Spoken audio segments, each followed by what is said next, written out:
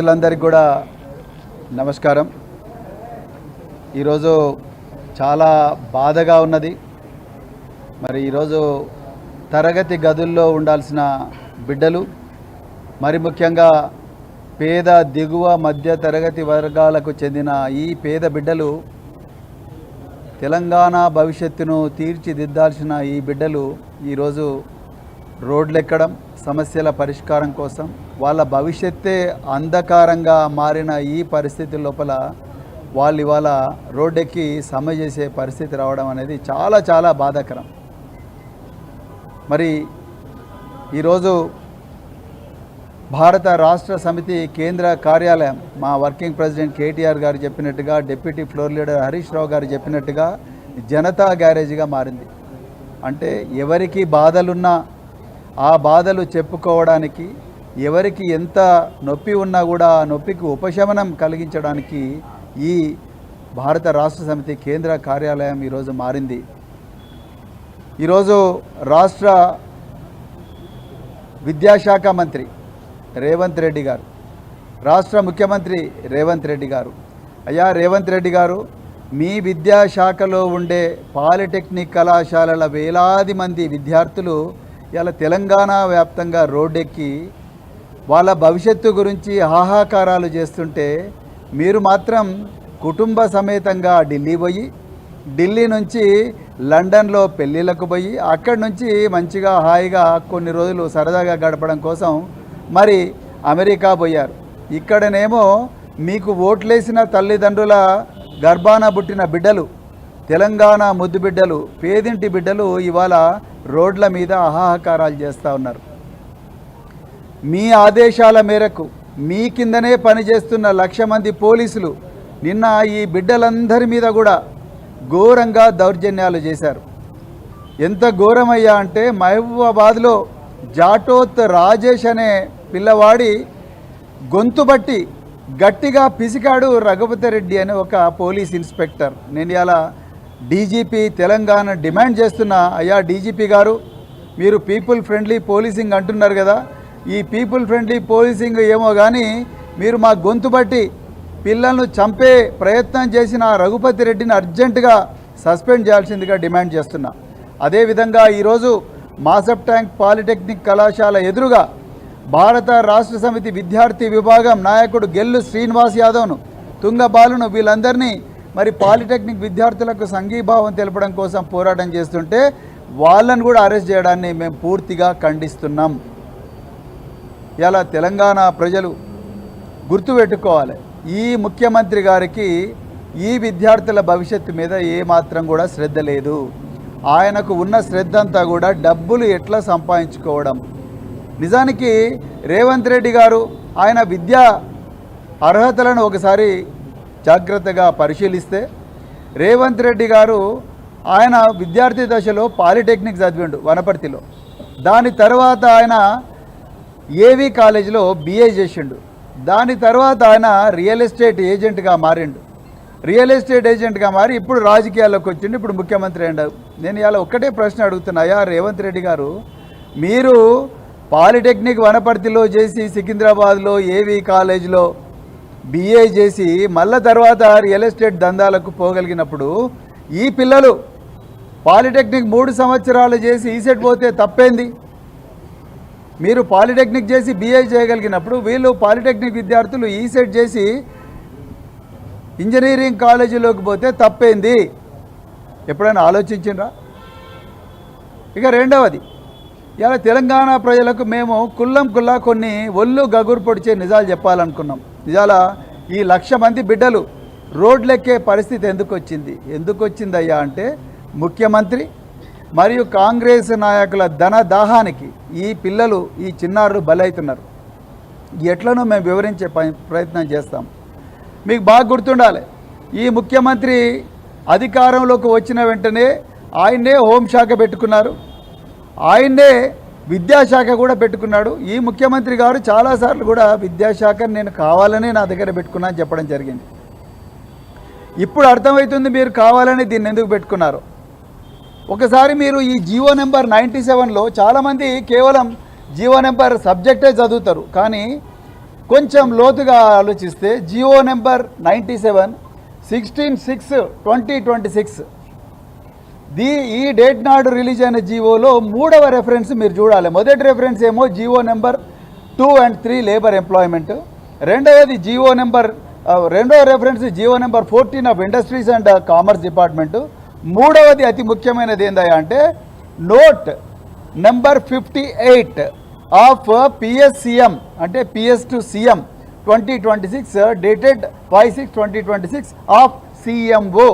అంటే ముఖ్యమంత్రి ఒక మెమో ఇచ్చి ఎవరికి, ఇగో ఇది ఎవరైతే రిలీజ్ చేసినారో వాళ్ళకు, ముఖ్యమంత్రి చీఫ్ సెక్రటరీకి ఒక మెమో ఇచ్చి, ఆనాటి చీఫ్ సెక్రటరీకి మెమో ఇచ్చి నువ్వు అర్జెంటుగా ఈ పాలిటెక్నిక్ కాలేజ్ అని కూడా యంగ్ ఇండియా స్కిల్ యూనివర్సిటీకి అనుసంధానం చెయ్యి అని చెప్పి ముఖ్యమంత్రి కార్యాలయం నుంచి 5/6/2026 నాడు ఒక నోట్ పోయింది.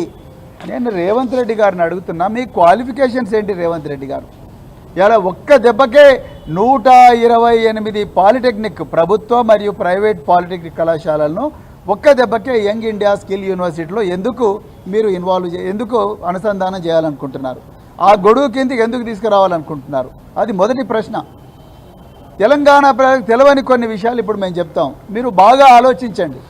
ముఖ్యమంత్రి అధికారంలోకి వచ్చిన వెంటనే, అంటే కాంగ్రెస్ పార్టీ అధికారంలోకి వచ్చిన వెంటనే, రేవంత్ రెడ్డి గారు ముఖ్యమంత్రి పీఠం అధిరోహించిన వెంటనే 4th సిటీ అని ఒక డ్రామా మొదలుపెట్టిండు. అందరూ ఈ మధ్యన తెలంగాణలో 4th సిటీ కాదు, అది 4 బ్రదర్ సిటీ అని అంటున్నారు.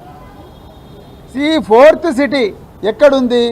మాడుగుల మండలానికి దగ్గర, లేకపోతే నాగార్జున సాగర్ హైవే, అదేవిధంగా శ్రీశైలం హైవేకు మధ్యలో ఉండే ప్రాంతం అంతా కూడా ఈ 4th సిటీ అని పెట్టినరు.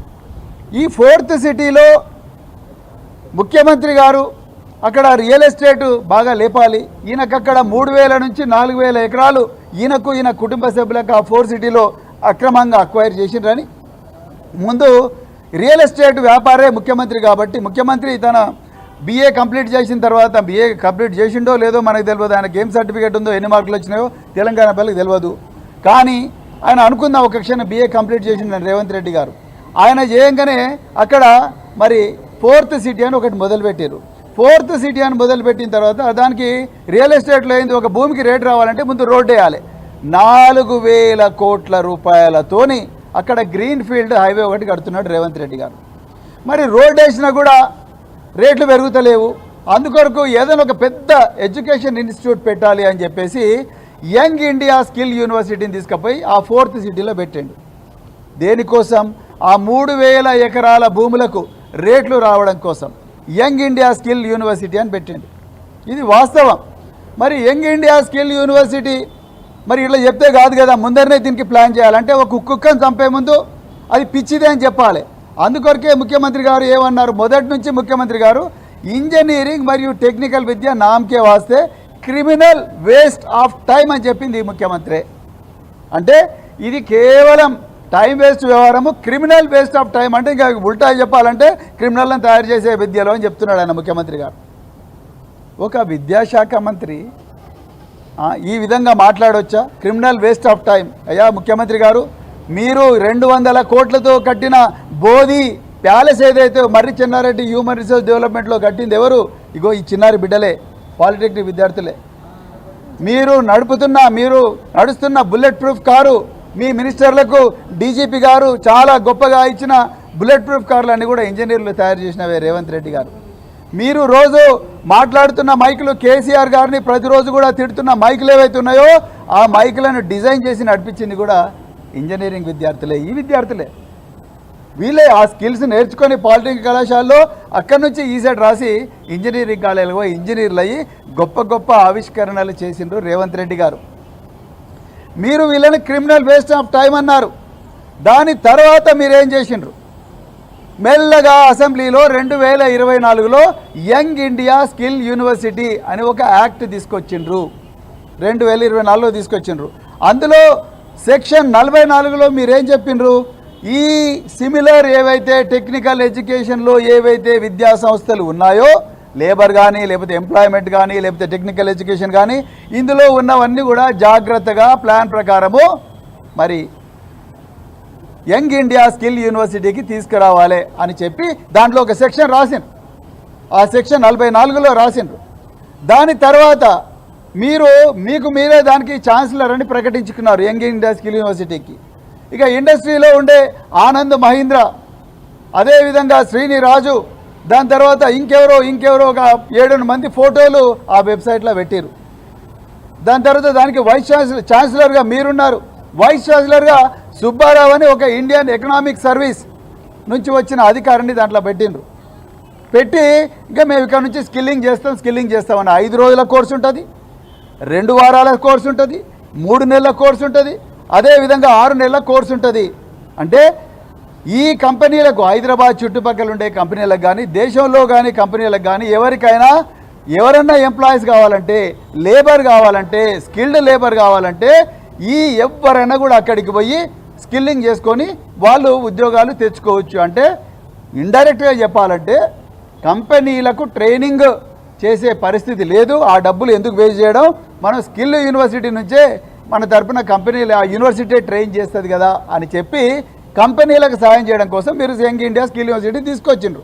నో ప్రాబ్లం, తీసుకురండి.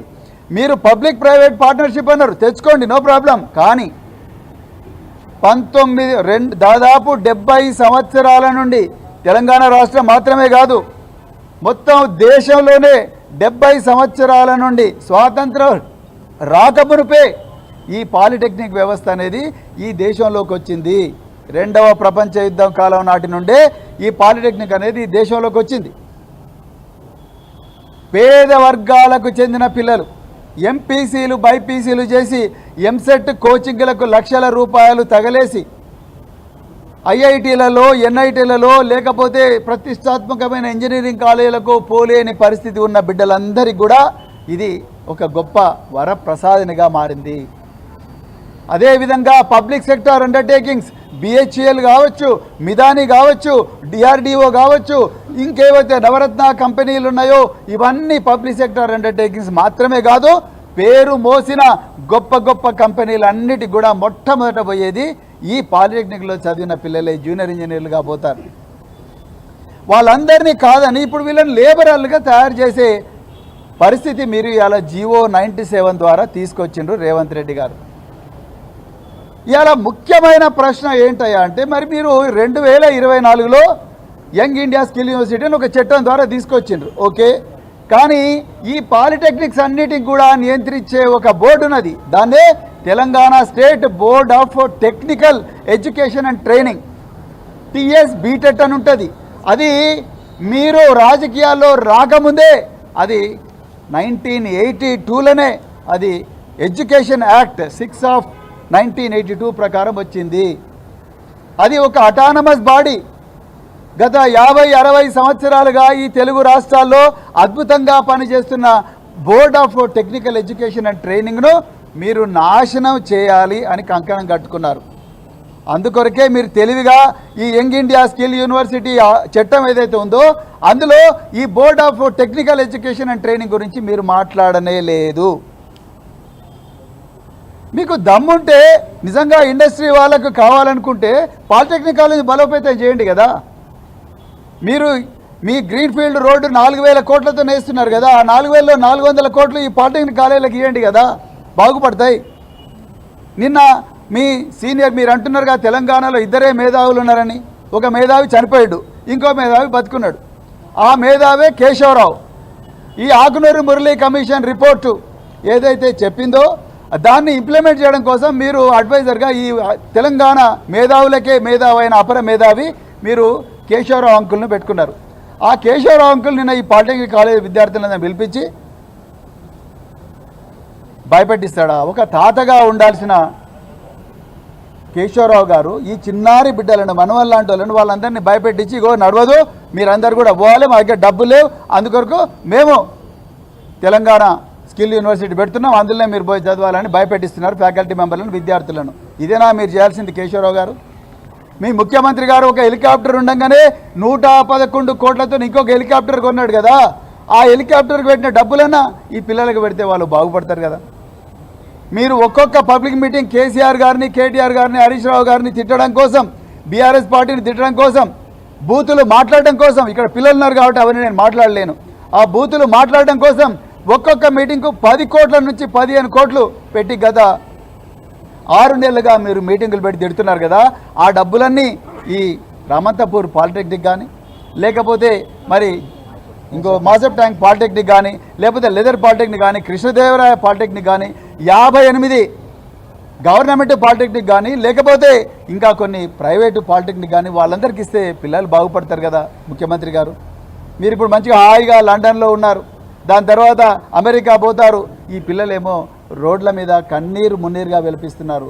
అసలు మిన్నసోటాలో జార్జ్ ఫ్లాయిడ్ను ఎట్లయితే గొంతు బిస్కి ఒక పోలీస్ ఆఫీసర్ చంపేసిండో ఆ విధంగా జాటోత్ రాజేష్ అనే పాలిటెక్నిక్ విద్యార్థిని చంపే ప్రయత్నం మీ ఆధీనంలో పనిచేస్తున్న పోలీసులు చేసిండ్రు. వాళ్ళ మీద తప్పనిసరిగా మీరు చర్యలు తీసుకోవాలి. జియో నెంబర్ 97 తర్వాత పాలిటెక్నిక్లో పనిచేస్తున్న ఉపాధ్యాయుల పరిస్థితి ఏంటి? మీరు పబ్లిక్ ప్రైవేట్ పార్ట్నర్షిప్ అన్నారు. పబ్లిక్ ప్రైవేట్ పార్ట్నర్షిప్లో రేపు ఆ కంపెనీలు మాకు నష్టాలు వచ్చినాయని వాళ్ళు వెళ్ళిపోతే ఆ ఉపాధ్యాయుల పరిస్థితి ఏంది? వీళ్ళ పరిస్థితి ఏంది? వీళ్ళందరూ రోడ్ల మీద పడరా? ఇప్పుడు వీళ్ళు పాలిటెక్నిక్ కంప్లీట్ చేసి వాళ్ళు ఇంజనీరింగ్ పోతే మీకు వచ్చే నష్టం ఏంటి? సింగపూర్ చూడండి, జర్మనీ చూడండి, సౌత్ కొరియా చూడండి, మిగతా ఏ దేశాలైనా కూడా పాలిటెక్నిక్ కంప్లీట్ చేసిన తర్వాత కూడా హయ్యర్ ఎడ్యుకేషన్ పోయే అవకాశం అన్ని దేశాలు ఇచ్చినాయి. మీరు తెలంగాణలో ఎందుకు ఆపుతున్నారు రేవంత్ రెడ్డి గారు? మీరు తెలివిగా ఈ ఆకునూరు మురళికి ఏం రాయమని చెప్పి మీరు ఏం రాయమని చెప్పినో అదే రాసిండు ఆయన కూడా.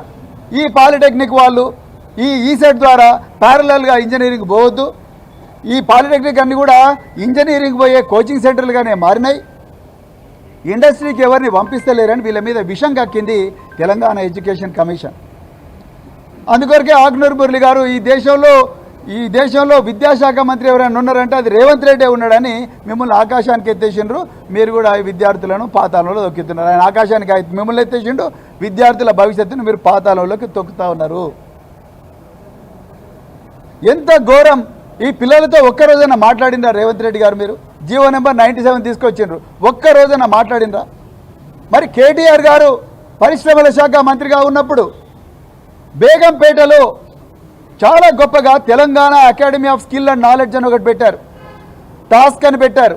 ఆ టాస్క్లో వేలాది మందిని ఇండస్ట్రీస్కో పంపించారు. మరి టాస్క్ ఉండగా యంగ్ ఇండియా స్కిల్ యూనివర్సిటీ ఎందుకు వచ్చింది రేవంత్ రెడ్డి గారు? టాస్క్ కూడా అదే స్కిల్లింగ్ చేస్తుంది. స్కిల్లింగ్ చేస్తున్నప్పుడు మళ్ళీ యంగ్ ఇండియా స్కిల్ యూనివర్సిటీ ఎందుకు వచ్చింది? అది కూడా ఒక పిహెచ్డి లేని వ్యక్తికి వైస్ ఛాన్సలర్గా మీరు ఇచ్చారు. యంగ్ ఇండియా స్కిల్ యూనివర్సిటీ వచ్చి ఏం చేస్తుంది? ఎంతమందికి వాళ్ళు ఉద్యోగాలు ఇప్పించారు? ఒకసారి టాస్క్ ఉన్న తర్వాత టాస్క్ను బలోపేతం చేయండి. ఇలా board of technical education and training ఏదైతే ఉందో దాంట్లో 140 పోస్టులు ఉంటే 100 పోస్టుల దాకా వేకెంట్ ఉన్నాయి. దాన్ని బలోపేతం చేయండి. మీకు ఇవే పాలిటెక్నికలే ముయ్యాలనుకున్నప్పుడు మీరు 5,000 మందిని మళ్ళీ ఎందుకు రిక్రూట్ చేసుకున్నారు? పాలిటెక్నిక్లో మళ్ళీ ఎక్కువ మంది ఫ్యాకల్టీని రిక్రూట్ ఎందుకు చేసుకున్నారు? అదేవిధంగా 5,000 మంది విద్యార్థులను కొత్తగా తీసుకొని ఇవాళ వాళ్ళందరినీ రోడ్డు మీద పడేస్తున్నారు. లేబర్ల కన్నా ఘోరంగా తయారు చేస్తాను. మేము ఎవ్వరికీ వ్యతిరేకం కాదు, మీ స్కిల్ యూనివర్సిటీ కూడా మేము వ్యతిరేకం కాదు, మీ పని మీరు చేసుకోండి. కానీ 1982లో ఎడ్యుకేషన్ యాక్ట్ ప్రకారం వచ్చిన board of technical education and training ఏదైతే స్వయం ప్రతిపత్తి ఉన్న సంస్థ కింద నడుస్తున్న ఈ